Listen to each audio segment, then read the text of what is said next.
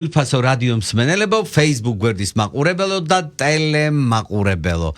მოკლედ ქალბატონ ლარისა, ისე მალე გავიდა დრო, რომ აი ვერ წარმოვიდგინე, კი გვაქვს განსაზღვრული დრო, ძალიან ბევრის მოყოლა შეგიძლიათ, იმიტომ რომ ისეთი ცხოვრება გაიარეთ, ტკივილიანი, წარმატებული, ბედნიერიც, მე ვიცი თქვენი განწყობა უბედურიც, ტრაგიკულიც, ეს ყველაფერი თქვენ ნახეთ. მე არ მინდა რომ წახვიდეთ ამ ეთერიდან ლექსის გარეშე და მომიყევით ამ ლექსის შესახებ. ლექს საერთოდ აკადემიაში რომ მუშაობ, ხა ეს ლექსებთან ვარ სულ დაკავშირებული, პროზასთან, ნოველებთან, კრიტიკოსად ვარ იქ. ლექსი რა არის ახლა? მე გუშინ არ გამიშ. აი თქვენ რო ამბობდით რომ დიდი ხნის ამბავი არისო. აი ეს გამოიწვია გუშინ ჩემს საღამოზედაც რომ ვიყავი. 4 საათი მიდიოდა საღამო. მართლა? კი, 4 საათი და მე ვერ მოვასწარი, კიდო მე თქვა რამე, იმდენი იყო და თან იმ იუმორში ვყვებოდი ამას ყველაფერს. და ესე დავიწყე. მე რო დავბადებული ვარ, ეშმაკმა უღმერთოდ გაიცინა და ჩაბჟიდა. ისეთი პირმშვენიერი ვყოფილი ვარ, თურმე მამაჩემა რო დამინახა, თქვა დაილოცოს ღმერთო შენი სამართალიო, ამის თხოვნელი არავინ არ არის და კარია არ ჩამიქრება. მე ვიაჩემს ასე უქნია, აფსუსო, ეს 1950 წელს აბადებული იყო, ჰიტლერი ჩვენი საზღვრების გადმონახვას ვერ გაბედავდა. ჩემდას უყურებია და უთქვამს რომ ამასთან მე არ ვითამაშებ. არ მოვეწონე. რატო? ჩემ შესახედავთ არ. ხო. ჩემს უთქია რომ მე მაგას ველოსიპედზე უკან არ მოვიჯენო. რო გადმოვარდესო ველოსიპედიდანო, რო დაეთხლიშო ცხვინპიროთო, მაინც ვერ გაიგებ რა დაუშავდაო. და ასე დაწუნებული მარტო დედაჩემს თურმე უყურებია. მერე ცრემლი ჩამოგერებია ჯერ ერთ ლოყაზე, მერე მეორეზე, მერე აქ შეერთებულა გასკვნილა, ჩამოვარდნიდა და დამეცა ტუჩზე. და ვაშკაცურად როგორც ბებია ჩემ მეუბნებოდა, ვაშკაცურად გადამიყლაპია ის მარილიანი ცრემლი. იმის მერე ბევრჯერ გადაყლაპე ბატონოგია მარილიანი ცრემლი, მაგრამ ისე ვაშკაცურად ვერა გამიჭირდა. აქ დავამთავრებ ამას და მე მინდა არასოდეს არ ვაქებ ჩემ შვილებს. საერთოდ, იმიტომ რომ არ მიყვარს ეს შვილებს რო აქებენ და დაიწყებენ ჩემი შვილი 5-ოსანი, 6-ოსანი, 10-ოსანი, ესენი. და ჩვეულებრივი ახალგაზრდები არიან.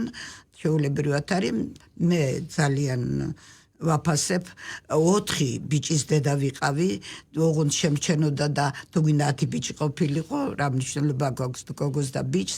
მე ერთს ვამბობ, ძალიან პატივისმცემი ჩემი შვილები, ძალიან და მე სხვა შვილებსაც ვეუბნები ამ ლექს, რომელსაც გეტყვით, დედაზია ესა და ჩემი შვილები ამით მიდგებიან მე.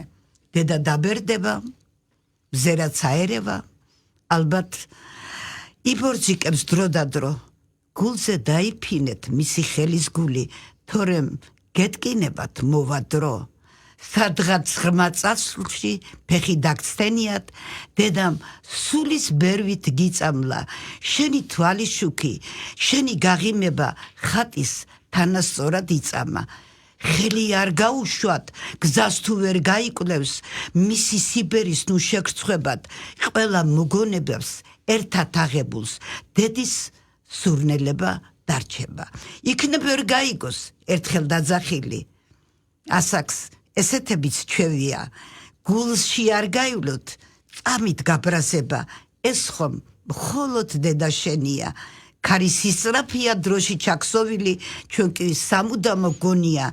ალბათ არც იმდენჯერ გითქვამთ, მიყვარხართო, თუმცა უთვალავჯერ გდომია. ხელის ცეცები თუ კედელს გაუყვება, შვილი ყავარჯნადაც ივარგებს. ხო, ვინაც დედის ფასი კარგად იცის, აუქს არაქსოდეს იწამე. კარგი შვილი იკადრებს. კარგი შვილი დედის გულის ვარდიაო. ამას ანდაზაც არ ჭირდება. ხო და გაუფრთხილდით, გული გაუყვავეთ, ეს არ დაივიწყოთ შვილება. ყველა შვილებს ვეუბნები ამას, რომ დედა გაახარონ. აი რა, იცით რა არის, აი მიუხედავად იმისა, თქვენი აი შესრულებული როლი, ცხოვრებაში დიალოგი, აი ის მომენტი, რომ აი თქვენ ამხელა გზა გაიარეთ, ბოლომდე მოდიხართ იუმორით. რა არის ეს გადარჩენა თუ აი სისხლხორციელად გაქვთ ეს იუმორი? ბატონო გია, მე სხვათა შორის თეატრალური ინსტიტუტიდან როცა გამომიშვეს როგორც სახასიათო მსახიობი. მე გამოვდიოდი სცენაზე და ჯერ გამოსვლაზე დაიწყებდნენ სიცილს და მე რომ იმიტომ რომ კომედიის არტისტი ვიყავი, ასე იმას. ჩემი შვილის გარდაცვალებამ შეცვალა ჩემი ისა და მე ახლა მეორე პლანის ტრაგიკოსი მსახიობი უფრო ვარ ვიდრე კომედიური, მაგრამ ცხოვრება იუმორმა გადამატანინა. იუმორი თუ გაქვს, გაუძლებ ყველაფერს. გაუძლებ, აუცილებლად გაუძლებ. იუმორმა გამაძლიერა მე და ჩემმა შვილმა მე სიკვდილი გამიადვილა, მე სიკვდილის არ მეშინია. ფიქრობთ ისე? როგორ არ ფიქრობ? ცოცხალი ადამიანი თქვენ არ ფიქრობთ, ხომ ფიქრობთ? ამ ბოლო დროს ფიქრობ. არ შეიძლება რომ არ იფიქროს.